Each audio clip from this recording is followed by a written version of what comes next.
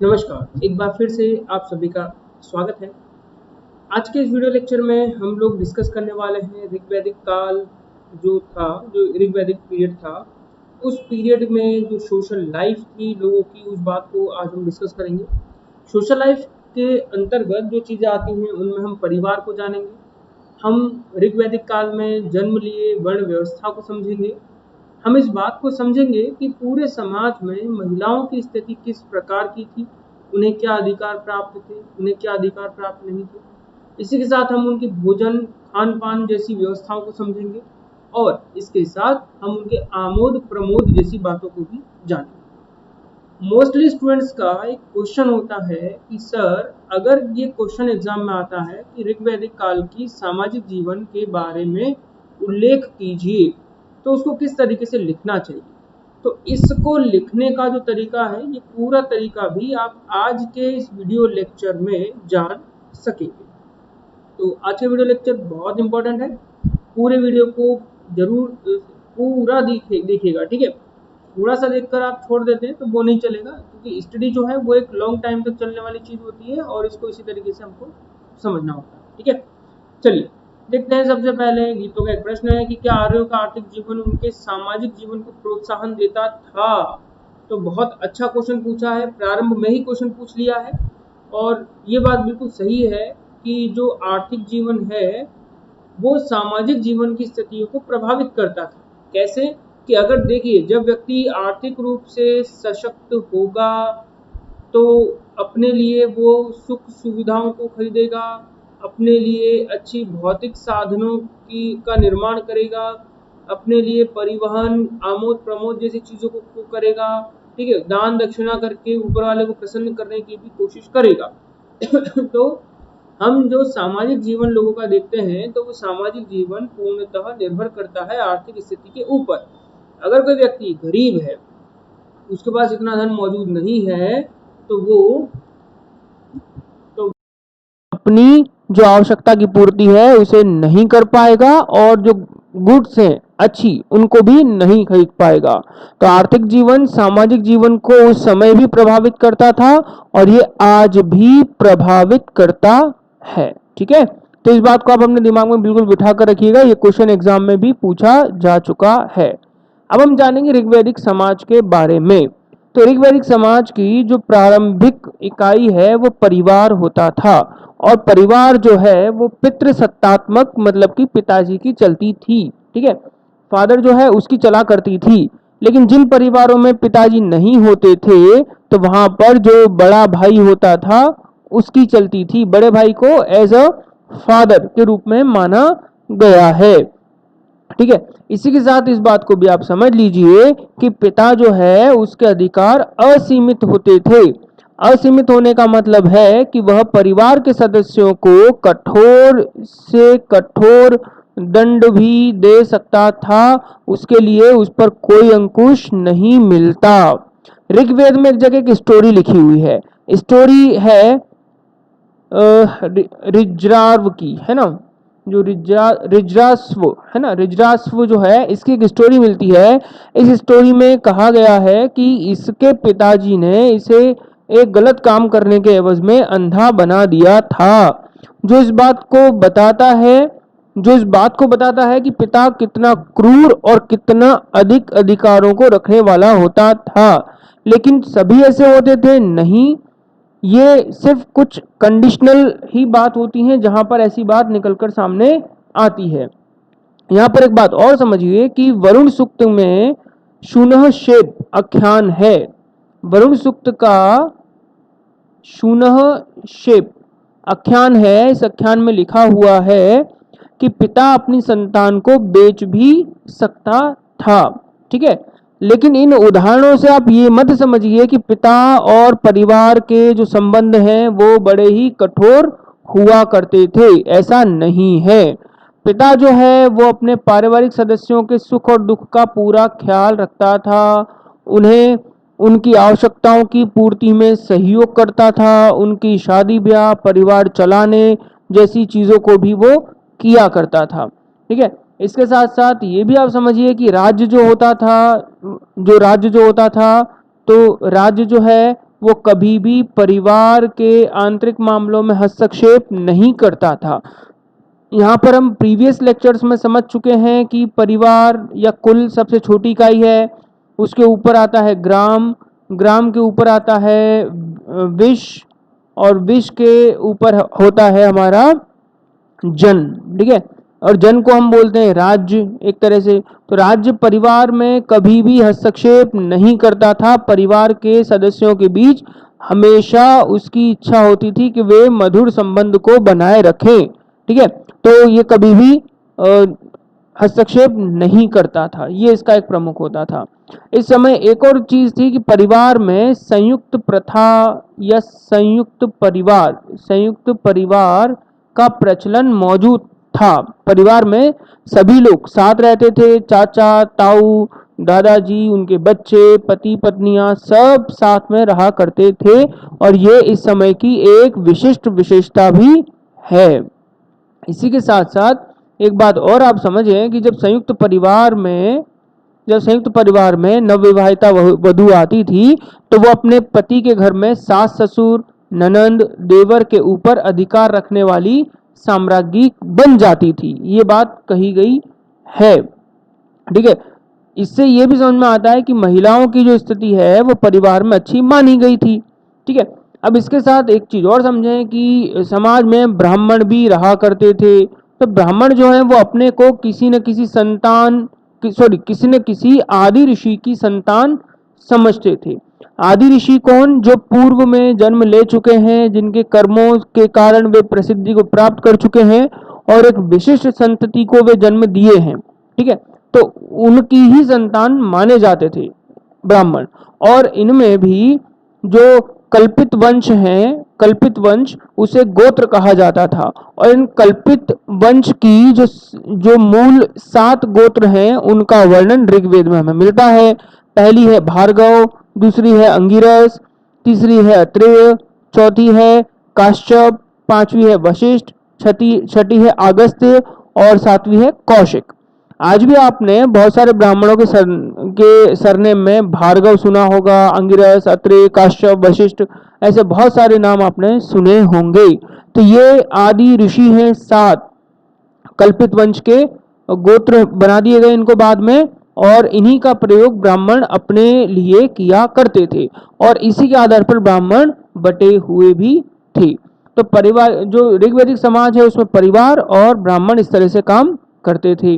अब इसके बाद जो सेकंड महत्वपूर्ण पॉइंट है वो है वर्ण व्यवस्था, ठीक है। वर्ण व्यवस्था का क्या मतलब है कि जो समाज है वो समाज 4 वर्णों में या 4 अलग अलग भागों में विभाजित था। 4 वर्ण या 4 अलग अलग भागों में विभाजित था। प्रारंभिक ऋग्वैदिक समाज जो है वो तो वर्ग भेद रहित था, उसमें कोई भेद नहीं मिलता। लेकिन समय के साथ जब कुछ लोग अपने अपने कामों को बांट लेते हैं, जैसे उदाहरण के लिए कोई राजा बन जाता है, तो कोई पुरोहित बन जाता है, तो कोई व्यापार करने वाला हो जाता है, तो कोई पशुपालन, इसी के साथ में लिख रहा हूं, ठीक है। तो वहीं पर कोई जो है वो सेवा करने वाला रह जाता है। तो इन 4 महत्वपूर्ण कामों के आधार पर पूरे समाज को 4 भागों में बांट दिया गया, ठीक है। तो प्रारंभ में तो कोई भी व्यक्ति कैसा भी काम करे उस पर कोई प्रतिबंध नहीं था, लेकिन समय के साथ काम की प्रकृति के आधार पर उनमें वर्ण व्यवस्था जैसी जो कुरीति है वो जन्म लेती है, और कोई उच्च हो जाता है और कोई कर्म के आधार पर ही निम्न हो जाता है। तो प्रारंभ में सभी जन के ही सदस्य समझे जाते थे और सभी समान रहते थे, ठीक है। तो प्रारंभिक ऋग्वैदिक समाज बहुत सरल है। इसीलिए दयानंद सरस्वती जो थे, उन दयानंद सरस्वती ने कहा कि वेदों की ओर लौटो। क्यों कहा वेदों की ओर लौटो? क्यों कहा? तो वेदों की ओर लौटो इसलिए कहा क्योंकि वेदों के समय समाज में वर्ग भेद नहीं था, सभी समान समझे जाते थे। तो जब तक समाज में समानता की भावना नहीं आएगी तब तक तो हम या हमारा देश उन्नति नहीं कर सकता, ठीक है। चलिए, अब इसके बाद एक बात और आप समझ लीजिए कि जन के निर्माण से पहले जितने भी समाज में रहने वाले लोग थे, जन मतलब क्या है? जन मतलब है राज्य, ठीक है। तो राष्ट्र और राज्य के निर्माण से पहले या एक स्थायी ठौर ठिकाने रखने से पहले जो आर्य थे वे एक जगह से दूसरी जगह घूमते रहते थे। तो इन लोगों को कुछ नाम दिया गया, जैसे अर्य, कृष्टि, चर्षणी, ऐसे नाम दिए गए हैं। ठीक है, तो जन के निर्माण से पहले जो लोग हैं वे अर्य, कृष्टि या चर्षणी कहे जाते थे। जो अर्य शब्द है, इस शब्द का शाब्दिक अर्थ होता है सामान्य जन। ठीक है, इसका मतलब होता है सामान्य जन। ठीक है, जो नॉर्मल इंसान या साधारण व्यक्ति जो एक जगह पर रहते थे उसे अर्य कहा जाता था। इसके बाद जो चर्षणी शब्द है इसका मतलब होता है यायावर या घुमक्कड़ प्रजा। ठीक है, इसको हम कह सकते हैं यायावर या फिर हम कह सकते हैं घुमक्कड़ प्रजा। मतलब ऐसे लोग जो अपने पशुओं के साथ एक जगह से दूसरी जगह घूमते रहते थे उन्हें चर्षणी कहा गया। लेकिन बाद में जब इन घूमने वाले लोगों ने स्थायी रूप से अपने लिए निवास बना लिए तब उन्हें कृष्टि कहा जाने लगा। तो ये 3 तरह के लोगों का वर्णन हमें ऋग्वेद में मिलता है। ठीक है, इसके बाद एक बात और आप समझ लीजिए कि कहीं कहीं पर ऋग्वेद में वर्ण या इसको हम रंग कह सकते हैं ना, इस शब्द का भी प्रयोग किया गया है।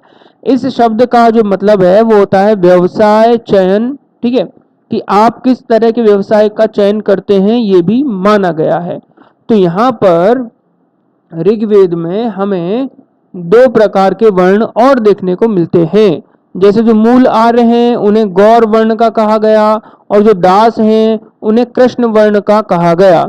जाहिर सी बात है कि जो दास हैं ये कृषि कर्म वगैरह में काम किया करते होंगे, ये परिवहन में काम आने वाली जो बग्गी वगैरह होती होगी उसे खींचने का काम करते होंगे, या कुल मिलाकर कह दें कि धूप में सूर्य के अंडर में काम करते होंगे तो इनका रंग जो है वो काला रह जाता होगा। और जो लोग राजकर्म काम करते होंगे, पंडित वाला काम करते होंगे, व्यापार वाला काम करते होंगे एक जगह बैठकर, तो वे गोरे रहते होंगे। तो रंग के आधार पर भी 2 भागों में बांटा गया था, गौर वर्ण और दासों को कृष्ण वर्ण। ये प्रारंभिक रूप से था, ये बात याद रखना, ये प्रारंभिक रूप से था। जो जब प्रारंभ में आर्य रह रहे थे उस समय की ये चर्चा हो रही है। लेकिन इसके बाद जब समय आगे बढ़ता है तो पूरे समाज को 3 खास वर्णों में बांट दिया जाता है। तो ऋग्वेद में 3 वर्ण मिलते हैं, पहला है ब्रह्म, दूसरा है क्षत्र और तीसरा है विषह। ठीक है, ब्रह्म, क्षत्र और विषह। ठीक है, अब ब्रह्म का क्या मतलब है? ब्रह्म का मतलब है कि वह व्यक्ति जो पूजा अर्चना करेगा, ठीक है, वह व्यक्ति जो पढ़ाने का काम करेगा, एजुकेशन देने का काम करेगा, वह व्यक्ति जो युद्ध के समय राजा को उसकी नीति के निर्धारण में सहयोग करेगा, उसे ब्रह्म कहा गया। बाद में यही ब्रह्म जो है ये ब्राह्मण हो जाता है और पुरोहित हो जाता है। ठीक है, ये समाज में सबसे बड़ा अधिकार संपन्न व्यक्ति था। कौन? ब्रह्म। इसके पास सारे अधिकार हुआ करते थे। ब्रह्म ने ही क्षत्र की उत्पत्ति की है, ये बात भी आप याद रखना। जब ब्रह्म लोगों ने सोचा और देखा कि भाई दूसरे कबीले के लोग हम पर आक्रमण करते हैं, हम अपने क्षेत्र को बढ़ाते हैं तो हमें दूसरों पर आक्रमण करना पड़ता है, तो हमें इसके लिए थोड़े मजबूत लोगों की आवश्यकता होगी, मतलब शक्तिशाली लोगों की आवश्यकता होगी। और उसके लिए इन ब्रह्म लोगों ने क्या किया कि समाज में से ही जो शक्तिशाली लोग थे उनका चयन किया। चयन करने के बाद उनका एक ग्रुप बनाया, ग्रुप बनाकर उनमें से किसी एक को निकाला और उसे लीडर मतलब कि राजा घोषित कर दिया कि आप हमें संभालिए और आप हमारे क्षेत्रों की रक्षा करिए और क्षेत्र को बढ़ावा देने में भी अपना सहयोग कीजिए। तो ये जो उत्साही वीर थे इन्हीं वीरों को नाम दिया गया क्षत्र। ठीक है, अब क्षत्र का मतलब आप ये समझिए, क्षत्र जो शब्द है इसका मतलब होता है हानि से रक्षा करने वाला। ठीक है, याद रखना, क्षत्र का मतलब होता है हानि से रक्षा करने वाला। बाद में क्या हुआ कि यही जो क्षत्र थे पहले तो ये योग्यता के नाम पर चुने गए थे, है ना, किसी भी जाति वर्ग के हो, इससे कोई फर्क नहीं पड़ा, आपके अंदर योग्यता, आप लड़ने की शक्ति रखते हो तो आपका स्वागत है।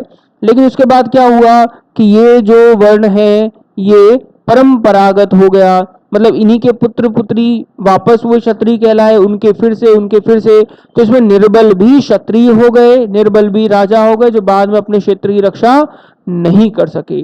तो प्रारंभ में जो योग्यता के आधार पर नियम बनाया था, बाद में उसको नहीं रख सके, और जिसके कारण बहुत बड़े पैमाने पर हानि भी उठानी पड़ती है।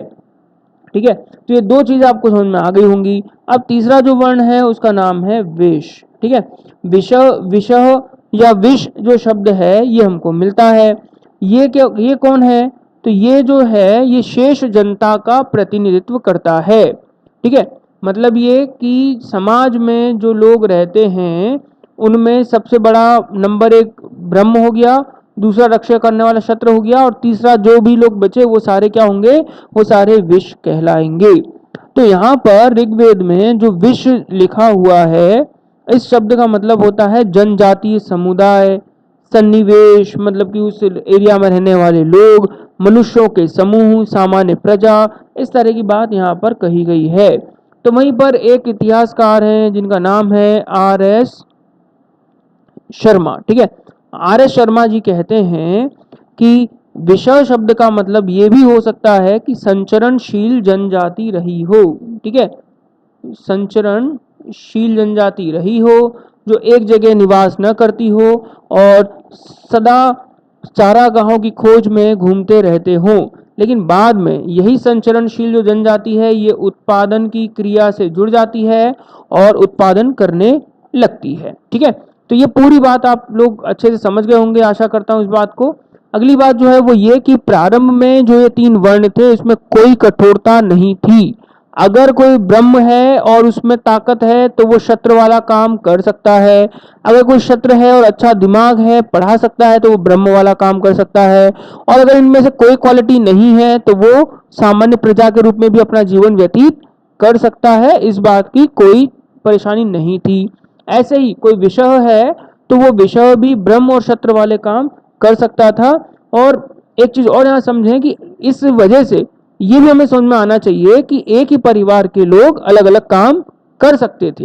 अगर कोई ब्राह्मण कुल में पैदा हुआ है तो उसके कुल में क्षत्रिय भी हो सकता है, उसके कुल में सामान्य प्रजा भी हो सकती है जो विभिन्न तरह के काम को कर सकती है। ऐसा कोई कठोरता इस समय नहीं मिलती है।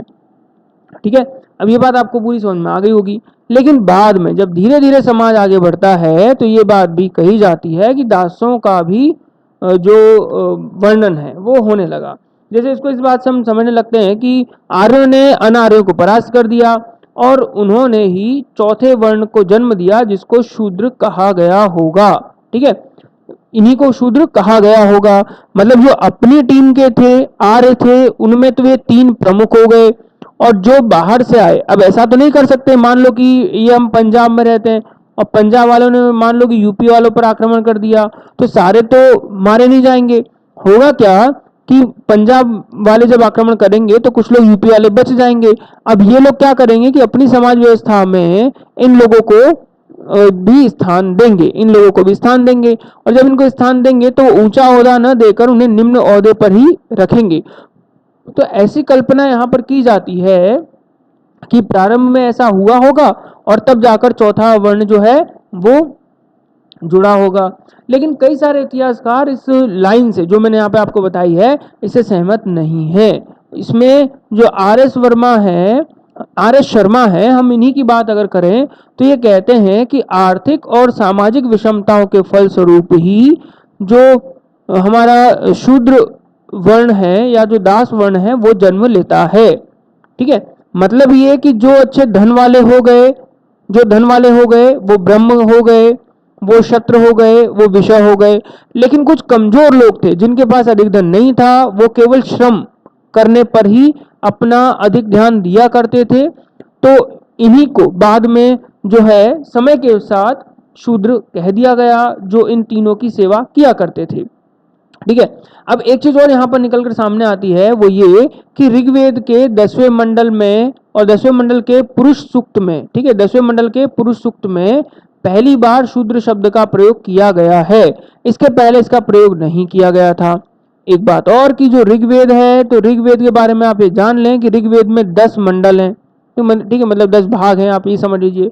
10 में 2 से 7 सबसे पुराने हैं, ठीक है, सबसे पुराने हैं, और पहला और 10वां जो है ये बाद के समय में जोड़ा गया था। और ये बात 10वें मंडल के पुरुष सूक्त में फर्स्ट टाइम लिखी हुई है, मतलब कि ये घटना प्रारंभ की नहीं है, ये घटना बाद की है। तो इसका मतलब आप ये समझ जाइए कि जो शुरू के 3 वर्ण हैं वो अच्छे धनपति हो गए होंगे, और उन्हीं में से कुछ लोग रहे होंगे जिनके पास अच्छा धन नहीं बना होगा, तो उन्होंने श्रम का रास्ता चुना होगा। तो अपने श्रम के कारण वे समाज में निम्न स्थान को प्राप्त कर गए, ठीक है, अपने श्रम के कारण वे समाज में क्या स्थान हासिल कर गए, निम्न स्थान हासिल कर गए। तो ये बात यहाँ से 10वें मंडल से हमको समझ में आती है। 10वें मंडल में एक स्टोरी लिखी हुई है कि उसमें लिखा हुआ है कि भैया एक विराट पुरुष की बलि दी गई, ठीक है, एक बहुत बड़ा यज्ञ का आयोजन किया गया, और इस यज्ञ के आयोजन में एक विराट पुरुष जो है उसकी बलि दी गई। जो विराट पुरुष था, उस विराट पुरुष के मुख भाग यानी कि ऊपरी भाग की जब बलि दी गई उस यज्ञ में डाला गया, तो उससे जो है वो ब्राह्मण पैदा होते हैं, ठीक है। जब उसके हाथों को काट कर यज्ञशाला में डाला गया तो उससे शत्रु मतलब क्षत्रिय पैदा होते हैं। जब उसके उदर भाग मतलब पेट वाले भाग को डाला गया तो उससे वैश्य पैदा होते हैं, और जब उसके पैरों को काटकर उस यज्ञ की वेदी में डाला गया तो इससे शूद्र उत्पन्न होते हैं। तो इस तरह की बात यहाँ पर हमको पहली बार देखने को मिलती है।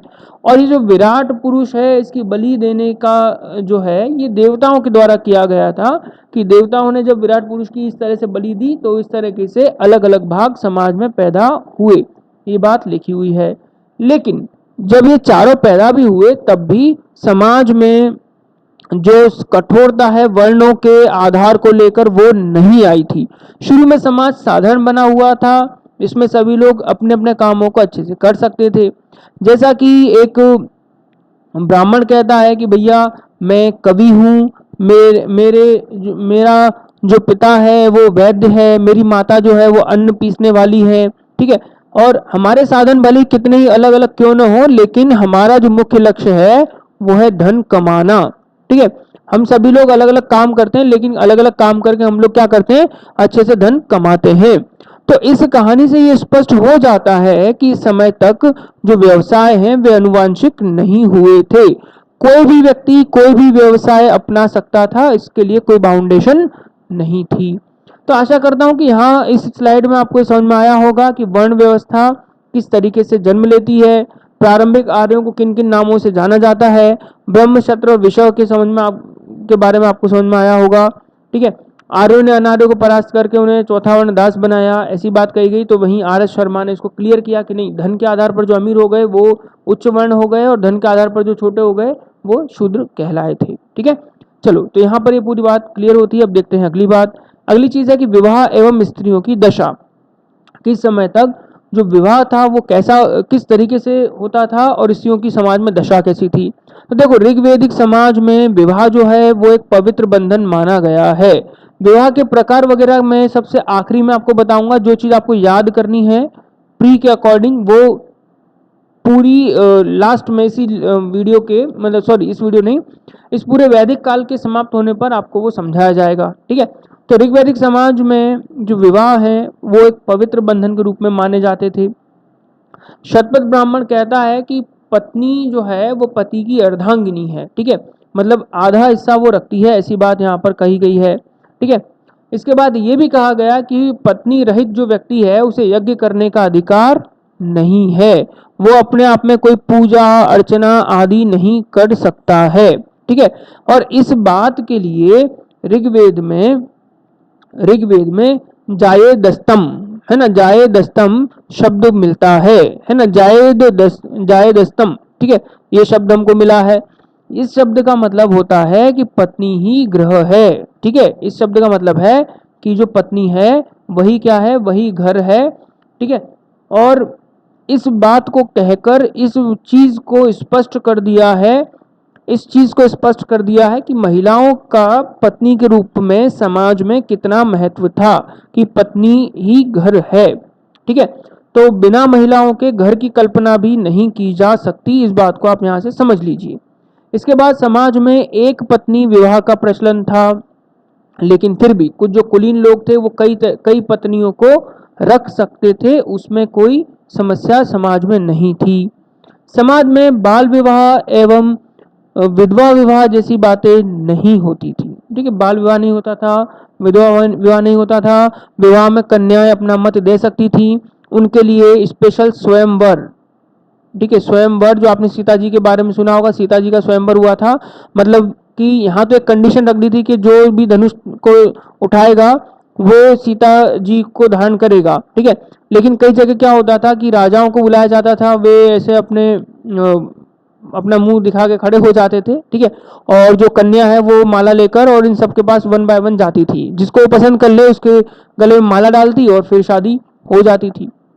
ठीक है, तो इस तरह की प्रथा भी चलती थी। मतलब महिलाओं को इतने अधिकार प्राप्त थे उस समय कि वे अपनी शादी के लिए अपने होने वाले भावी पति को स्वयं चुन सकती थी और उसके लिए अपना मत भी दे सकती थी। ठीक है, ये बहुत इंपॉर्टेंट चीज है यहाँ पर, इसको हमें समझना चाहिए। ठीक है, और समाज जो था उसमें भाई बहन और पिता पुत्री का विवाह नहीं होता था, ये समाज में निषिद्ध माना गया है, जो आज भी प्रचलन में है। अंतर जाति विवाह होते थे, परंतु आर्य वर्ण का दास वर्ण के साथ कोई विवाह नहीं होता था। शुरू के 3 हैं उनकी शादी आपस में हो सकती थी, ये हो सकता था, लेकिन जो चौथा वर्ण है उसके साथ कोई लेन देन नहीं होता था। ये कठोरता के रूप में यहाँ पर सामने आते हैं। जब कन्या की विदाई होती थी तो विदाई के समय उसके जो पिता हैं वो बहुत सारी जो उपहार आदि हैं उसे दिया करते थे। वो पत्नी के लिए होता था, मतलब उसकी लड़की के लिए होता था। ठीक है, ये सारा होता था, जिसे वहतू कहा जाता था, जिसको आज हम दहेज का रूप कहते हैं ना, तो उसको उस समय वहतू कहा जाता था। और सामाजिक रूप से जो विवाह संपन्न होता था उस विवाह को कभी भी समाप्त घोषित नहीं कर सकते थे। मतलब विवाह तो हो सकता था, लेकिन विवाह को समाप्त करने की कोई प्रथा नहीं थी, कोई प्रथा नहीं थी। हाँ, पुनर्विवाह और नियोग प्रथा जो है वो प्रचलन में चला करते थे, लेकिन विधवा विवाह नहीं होते थे, महिलाओं के नहीं होते थे, पुरुष फिर से विवाह कर सकते थे। विवाह करने का जो मुख्य कारण है वो है कि पुत्र की प्राप्ति। ठीक है, विवाह मुख्य रूप से पुत्र प्राप्ति के लिए किया जाता था। इसका कारण है कि पहला जो पितृ ऋण होता है उससे मुक्ति पाना, क्योंकि पिता ने हमें जन्म दिया है ना, ये कॉन्सेप्ट आप समझिएगा। पिता ने हमें जन्म दिया तो पिता का कुल हमें मिला। अब उस कुल को आगे बढ़ाना हमारी जिम्मेदारी होती है, तो उसको आगे बढ़ाने के लिए कौन चाहिए? पुत्र चाहिए, क्योंकि पुत्री की तो शादी हो जाएगी और शादी होने के बाद वो तो चली जाएगी, दूसरे कुल का नाम रोशन करेगी। तो ये मान्यता उस समय चला करती थी कि पिता का जो ऋण है वो हमें चुकाना है और उसके लिए हमको एक पुत्र चाहिए, ताकि वो पुत्र जो है वो हमारे कुल को आगे बढ़ाए, अपनी कीर्ति से हमारे कुल का नाम रोशन करे और पूरे जगत में हमारा नाम रोशन कर दे। जैसा कि आपने देखा भी होगा कि जो रामायण है, ठीक है, रामायण में पुत्र प्राप्ति के लिए ही ज्यादातर काम किए गए। जो महाभारत है उसमें भी पुत्र प्राप्ति के लिए ही सारी योजनाएं और षड्यंत्र आदि शुरुआत से चलते हैं। तो रामायण में आपने देखा होगा कि दशरथ जी ने एक यज्ञ किया, यज्ञ में उनको जो है वो प्रसाद मिलता है और प्रसाद खाकर जो चारों रानियां हैं वो गर्भवती होती हैं, फिर 4 पुत्र रत्न की प्राप्ति होती है, राम जी जैसा पुत्र मिलता है जो समाज में रघुकुल की उन्नति करता है और आज भी वो वंदनीय बने हुए हैं। तो ये एक अनिवार्य प्रथा थी। अब जिनके पुत्र नहीं होते थे तो उनके लिए निरंतर प्रार्थनाएं की जाती थी। ठीक है, ऋग्वेद में एक जगह लिखा भी हुआ है कि हे इंद्रदेव, इस स्त्री को 10 पुत्र प्रदान करो ताकि इसका पति 11वां होवे। ठीक है, ये बात यहाँ पर लिखी हुई है। अब यहाँ पर ये समझिए कि 10 तो उसके पुत्र हो गए और एक उसका पति हो गया, वो उसका नंबर लगेगा 11वां। तो ये भी यहाँ पर माना जाता है। एक और चीज है कि कन्याओं का जन्म अभिष्ट नहीं था। अभिष्ट मतलब आवश्यक नहीं था, ये मत समझना कि अनिष्ट था, ये अभिष्ट नहीं था। इसका कारण एक तो ये मैंने आपको बताया, दूसरा कि इस समय युद्ध बहुत होते थे, तो युद्ध में लड़ाई के लिए हमको लोग चाहिए होते थे। तो लड़ाई के लिए लोग चाहिए मतलब क्या कि पुरुष चाहिए, बच्चे चाहिए, है ना, लड़के चाहिए, तो वही तो युद्ध करेंगे। तो लड़कियां युद्ध के लिए नहीं होती थी, वो राजनीति में भी भाग नहीं लेती थी, तो इसलिए भी लड़कियों की बजाय लड़कों को ज्यादा मान्यता प्रदान की जाती थी। यहाँ पर समाज जो है वो पितृसत्तात्मक था और पितृसत्तात्मक होने के कारण भी पुत्रों की चाह अभिष्ट होती थी। पुत्र ही पिता की अंत्येष्टि संस्कार भी संपन्न करता था और उससे ही उसकी वंश परंपरा आगे बढ़ती थी। तो ये कुछ ऐसे कारण हैं जिनको देखकर पुत्रों की चाहत ज्यादा होती थी। लेकिन समाज में अगर किसी को कोई संतान नहीं हो तो उस व्यक्ति को दरिद्र कहा गया है, उस व्यक्ति को दरिद्र कहा गया है।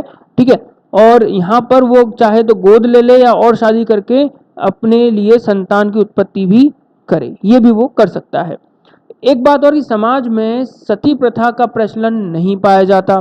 ठीक है, समाज में कोई सती प्रथा नहीं मिलती, लेकिन एक पुरानी प्रथा जरूर मिल जाती है कि अगर किसी महिला का पति जो है वो युद्ध में या किसी चीज में मारा जाता है तो एक प्रथा और चलती थी कि यहाँ पर जो पत्नी है वो अपने पति के साथ चिता पर लेटती और परिवार के जो लोग हैं वो उसे उठाकर वापस ले आते थे कि आप चलिए, आपका जो भरण पोषण है, आपकी जो रक्षा है वो हम करेंगे, इस तरीके से।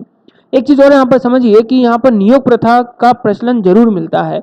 नियोग प्रथा का क्या मतलब है कि मान लीजिए कि ये जो महिला का जो पति है ये मारा गया और महिला जो है इसे अभी कोई संतान नहीं हासिल है, तो वो संतान की चाहत में अपने देवर के साथ यौन संबंध बनाती थी केवल संतान की उत्पत्ति के लिए। ठीक है, यहाँ पर ये बात आप समझिएगा, केवल संतान की उत्पत्ति के लिए, ताकि उसके सहारे उसका जीवन आगे बढ़ सके। तो इस प्रथा को नियोग प्रथा भी कहा जाता था, जो संतान प्राप्ति के निमित्त और कुल को आगे बढ़ाने के उद्देश्य से ही चला करती थी। ठीक है, यहाँ पर एक बात आप समझ लीजिए कि पुत्र विहीन जो विधवा होती थी उनको समाज में निकृष्ट माना जाता था और ये भी माना जाता था कि आगे चलकर इस महिला की रक्षा कैसे होगी, बिना पुत्र के संभव नहीं थी। तो इसलिए भी नियोग प्रथा का प्रचलन चला करता था और केवल पुत्र प्राप्ति का उद्देश्य ही मुख्य होता था। ठीक है, चलिए अब देखते हैं कि महिलाओं की दशा किस प्रकार की थी समाज में। तो देखिए, महिलाओं की दशा उस समय बहुत अच्छी थी, बहुत व्यापक रूप से उनको अधिकार उस समय प्राप्त थे। समाज में जो है पर्दा प्रथा आदि का कोई प्रचलन नहीं था। महिलाओं को बहुत स्वतंत्रताएं हासिल हो चुकी थी। उनके लिए समुचित शिक्षा दीक्षा की व्यवस्था की जाती है और महिलाएं उस समय पढ़ाई भी करवाया करती, जैसे कि हमें कुछ नाम मिल रहे हैं, घोषा, लोपा, ऐसी कुछ प्रबुद्ध महिलाएं भी होती थी जो कि गुरुओं के साथ बैठकर विद्यालय में या गुरुकुल में पढ़ाई करवाया करती थी बच्चों को। ये चीज भी हमको इस समय के समाज में मिलती हैं। ठीक है, तो घोषा, लोपा, मुद्रा, एक नाम और याद रखें, मुद्रा ये भी नाम हमें मिला है, और एक है विश्ववारा। ठीक है, हाँ, विश्ववारा।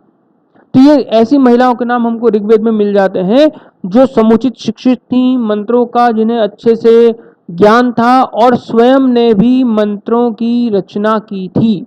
ये अपने आप में बहुत अच्छी चीज है जो हमें उस समय की महिलाओं की स्थिति को दर्शाता है। एक बात और समझिए कि महिलाओं को पुरुषों के समान ही सामाजिक और धार्मिक अधिकार प्राप्त थे। ऋग्वेद में तो यहां तक कह दिया कि भैया बिना पत्नी वाले पुरुष को यज्ञ करने का अधिकार नहीं है।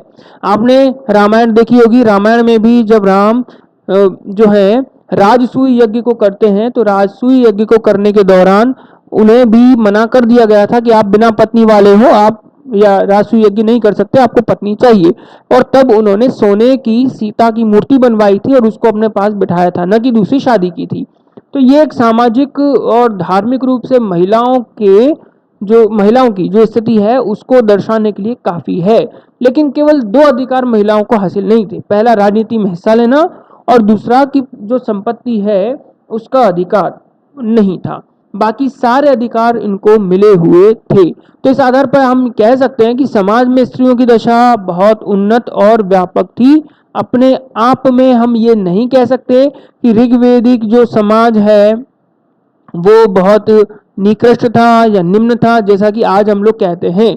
ये तो समय के साथ जब परंपराएं बदली, कुछ चीजें गलत समाज में आई, तब जाकर ये दशाएं बदली थी, बल्कि शुरू में नहीं बदली। शुरू में समाज बहुत अच्छा होता था।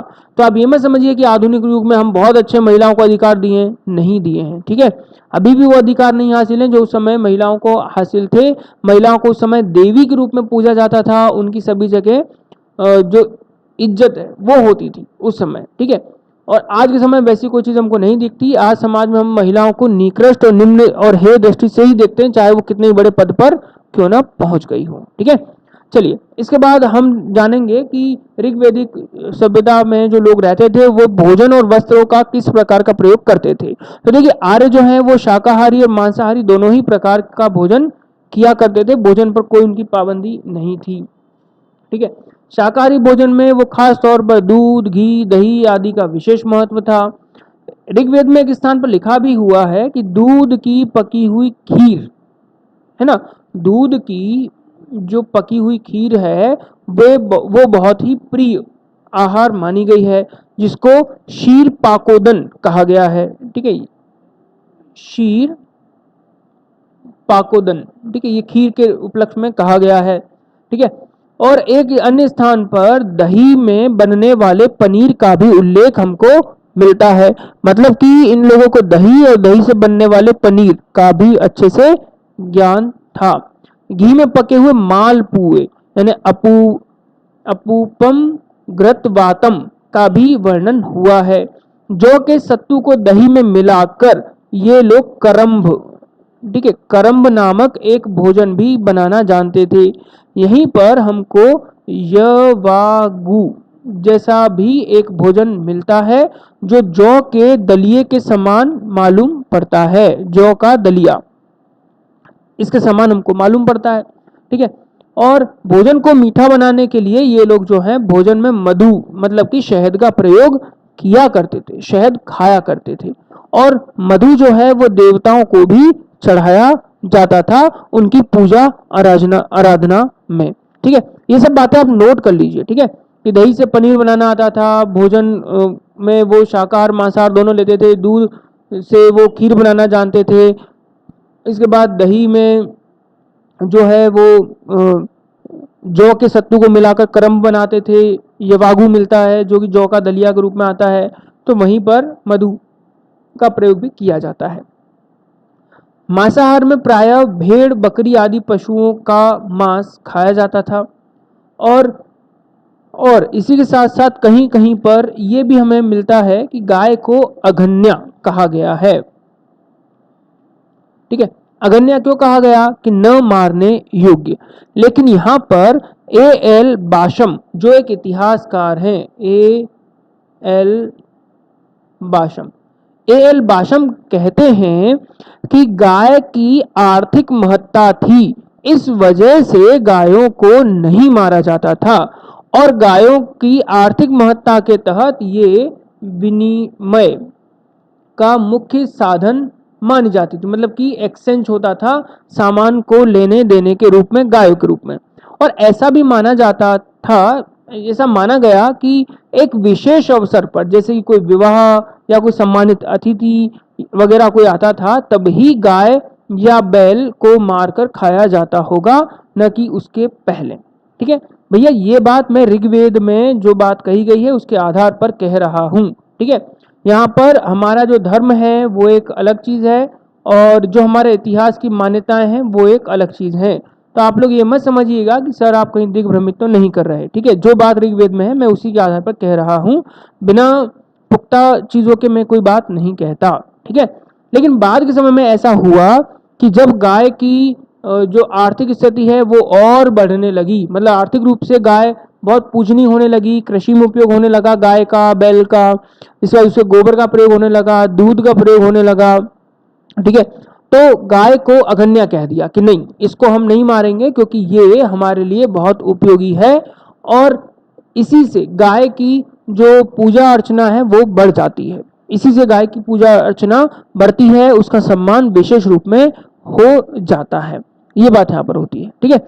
तो ये चीज यहाँ पर बहुत इंपॉर्टेंट है इस बात को समझना, क्योंकि गाय एग्रीकल्चर के लिए प्रयोग में आती है, व्यापार में प्रयोग आती थी, ठीक है। और सामान ढोने के लिए बैल का प्रयोग होता था, घर को लीपने के लिए उसके गोबर का प्रयोग होता था, खाद का प्रयोग होता था, इसलिए गाय को अघन्या कह दिया गया था। ठीक है, यज्ञों के अवसर पर सोम का बहुत प्रचलन था। ठीक है, इस समय के लोग सोम और सूरा मुख्य रूप से पेय के रूप में प्रयोग में लाते थे। ऋग्वेद के 9वें मंडल में सोम को समर्पित सूक्त भी लिखे गए हैं। सोम को समर्पित सूक्त भी इस समय लिखे गए। सोम जो है वो अपनी मादकता के लिए प्रख्यात था और इसे मूजवंत पर्वत से हासिल किया जाता था। मादकता मतलब कि जिसको पीकर एक मदहोशी सी छा जाती है। यज्ञों के अवसर पर सोमरस पान करना, देवों को पीने के लिए उन्हें समर्पित करना, इसकी प्रथा भी चलती थी। ठीक है, सोम यज्ञ भी हुआ करते थे इस समय और देवताओं जो है उन्हें भी इसको चढ़ाया जाता था। इसके पान करने से शरीर में उत्साह बढ़ जाता था। ऐसा कहते हैं ऋग्वेद में कि इसका पान करने से शरीर में उत्साह बढ़ जाता था, मन में मोहक मस्ती छा जाती थी। एक जगह ऋग्वेद में ही कण्व ऋषि का वर्णन हुआ है और कण्व ऋषि कहते हैं कि मैंने सोमरस पीने के बाद अमृतत्व को हासिल कर लिया है। ठीक है, मतलब मादकता इतनी चढ़ गई कि वो इस बात को समझ नहीं पाए कि ये क्या चीज है और कहते हैं कि मैंने अमृतत्व को प्राप्त कर लिया है और देवताओं को जान लिया है। ठीक है, वहीं पर यह भी लिखा गया है ऋग्वेद में कि सूरा मतलब देवताओं के लिए और ऋषियों के लिए सोम इंपॉर्टेंट थी, इसका प्रयोग किया जाता था। लेकिन ऋग्वेद में सूरा के बारे में गलत बातें ही लिखी गई हैं। क्या लिखा गया है? तो इसमें लिखा गया कि सूरा जो है ये लोगों को दुर्मद कर देती है। ठीक है, लोगों को दुर्मद कर देती है, मतलब पीने के बाद लोगों को होश नहीं रहता कि वो कहाँ पड़े हैं और क्या कर रहे हैं। ठीक है, और ऋग्वेद में सूरा के दुष्परिणामों के बारे में यह भी कहा गया है कि इसको पीने के बाद लोग सभा और समितियों में लड़ने झगड़ने लगते हैं, क्रोध करते हैं, धूर्त खेलते हैं, अज्ञान फैलाता है, ये अनिष्टकारी चीज है, इसे ये निंदनीय है, ये त्यज्य है, ऐसी बातें यहाँ पर कही गई हैं। ठीक है, ऐसा कहा गया। एक इतिहासकार हुए महादेवन। ठीक है, महादेवन। ठीक है, महादेवन ने कहा कि सोम जो है ये वस्तुतः सैंधव निवासियों का मुख्य पेय रहा होगा जिसे आर्यों ने ग्रहण कर लिया होगा। तो यहाँ पर सोम और सूरा मोस्ट इंपॉर्टेंट है और इसका प्रयोग आर्य अपने दैनिक जीवन में किया करते थे। ये बात आप यहाँ पर समझ लेंगे। अब समाज के जो लोग हैं, अब वो खाना हो गया उनका, पीना हो गया उनका, वो कपड़े कैसे पहनते थे? तो देखिए आर्य जो वस्त्र थे वे सूत के होते थे। ठीक है, वो ऊन के होते थे। ठीक है, सूत के होते थे, ये ऊन के होते थे, ये मृग चर्म के होते थे, मृग चर्म के होते थे। और यहाँ पर भेड़ जो है उनका पालन ऊन के लिए किया जाता था। इस समय ऊन के लिए गंधार की जो भेड़ हैं वो ज्यादा प्रसिद्ध थी। गंधार में जो भेड़ हैं वो चमकीली ऊन को प्रदान करती थी जो बहुत ही आकर्षक होती थी। इस समय 3 प्रकार के वस्त्रों का प्रयोग होता था। पहला है नीवी जो कि कमर के नीचे पहना जाता था। ठीक है, कमर के नीचे की ओर ये पहना जाता था, नीवी। दूसरा जो वस्त्र है उसे कहते थे वासस। ठीक है, वासस। और वासस जो है ये कमर के ऊपर पहना जाता था। और तीसरा प्रकार का जो वस्त्र है उसे कहते थे अधिवासस। अधिवासस। ठीक है, जो अधिवासस है इसे ऊपर से धारण करते थे। ये एक ओढ़नी या चादर के रूप में हुआ करती थी। ठीक है, तो 3 प्रकार के वस्त्रों का वर्णन हमें इस समाज में मिलता है। इनको आप अपनी कॉपी में नोट कर लीजिए। ठीक है, ऋग्वेद में लोगों को, खासकर जो महिला और पुरुष हैं दोनों को ही वस्त्रों को काटने और सीने की कला का ज्ञान था। कभी कभी वस्त्रों पर सोने के तारों की कढ़ाई भी कर दी जाती थी ताकि वो और आकर्षक लगे। महिला और पुरुष दोनों ही पगड़ी धारण करते थे। कपड़े तो पहनते थे लेकिन साथ ही साथ वो पगड़ी भी धारण करते थे। ठीक है, और जो महिला और पुरुष हैं दोनों ही आभूषण पहनते थे और इन आभूषणों में कानों में पहने जाने वाला कर्णफूल, गले में पहनने वाला निष्क मतलब कोई एक हार, हाथों के कड़े, पैरों में खड़ुए, इसके बाद छाती पर सुनहले सुनहले पदक, ठीक है।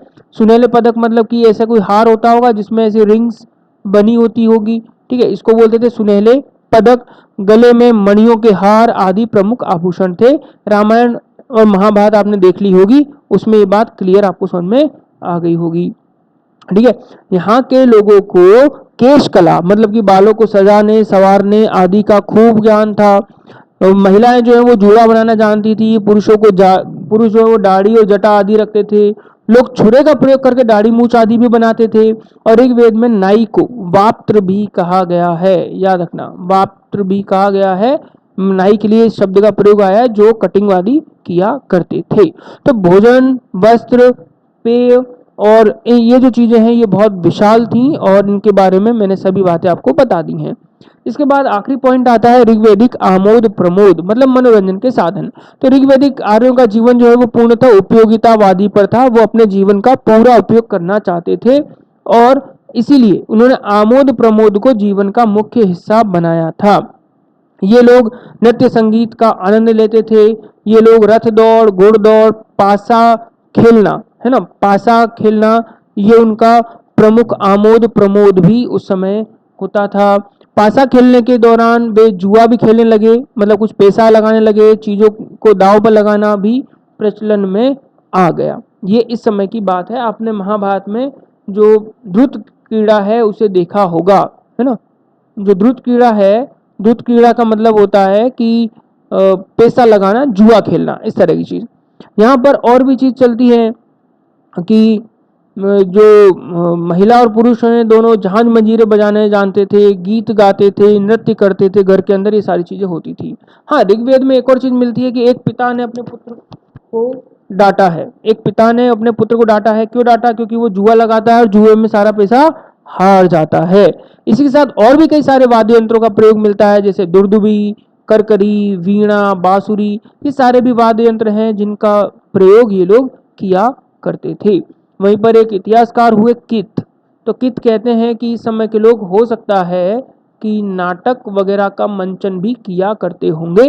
और इन सभी बातों को जानकर हम इस कंक्लूजन पर निकले हैं कि ऋग्वैदिक आर्यों का जीवन बहुत ही अच्छा, समाज में इक्वलिटी, क्योंकि अभी तक कोई समाज में विभेद नहीं हुआ, महिलाओं की स्थिति बहुत उपयोगी और बहुत अच्छी मानी गई है। उन्हें बहुत सारे अधिकार प्रदान किए गए। उन्हें शादी में या शादी का अपना खुद का अधिकार या निर्णय लेने का अधिकार दिया गया था।